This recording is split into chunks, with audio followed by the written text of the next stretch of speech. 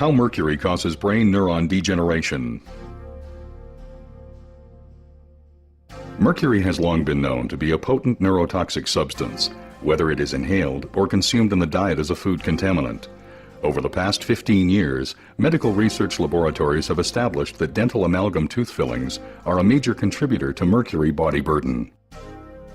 In 1997, a team of research scientists demonstrated that mercury vapor inhalation by animals produced a molecular lesion in brain protein metabolism, which was similar to a lesion seen in 80% of Alzheimer's diseased brains.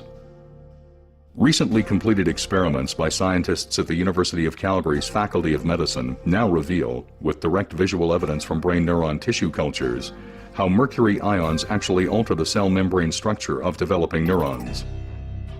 To better understand mercury's effect on the brain, let us first illustrate what brain neurons look like and how they grow.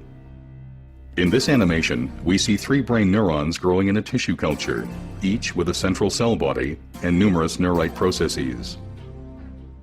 At the end of each neurite is a growth cone where structural proteins are assembled to form the cell membrane. 2 principal proteins involved in growth cone function are actin, which is responsible for the pulsating motion seen here, and tubulin, a major structural component of the neurite membrane.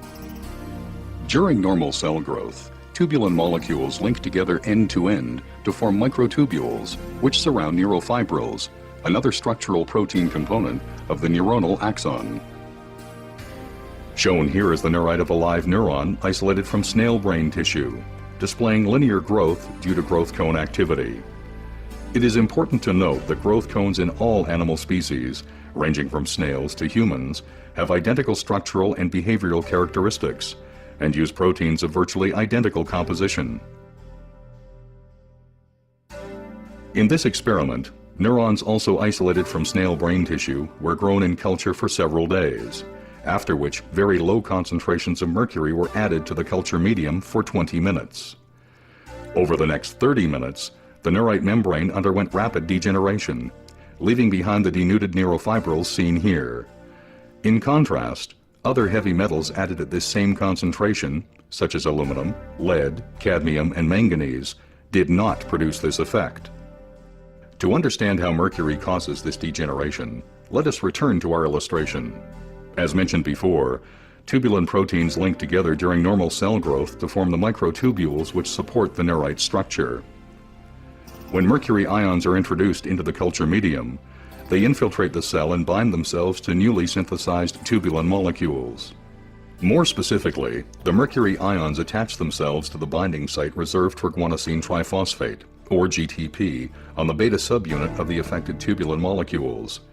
Since bound GTP normally provides the energy which allows tubulin molecules to attach to one another, mercury ions bound to these sites prevent tubulin proteins from linking together.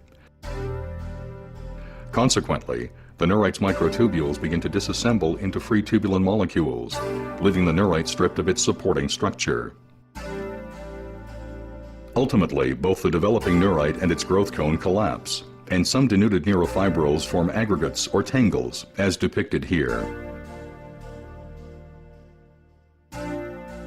Shown here is a neurite growth cone stained specifically for tubulin and actin, before and after mercury exposure. Note that the mercury has caused disintegration of tubulin microtubule structure. These new findings reveal important visual evidence as to how mercury causes neurodegeneration.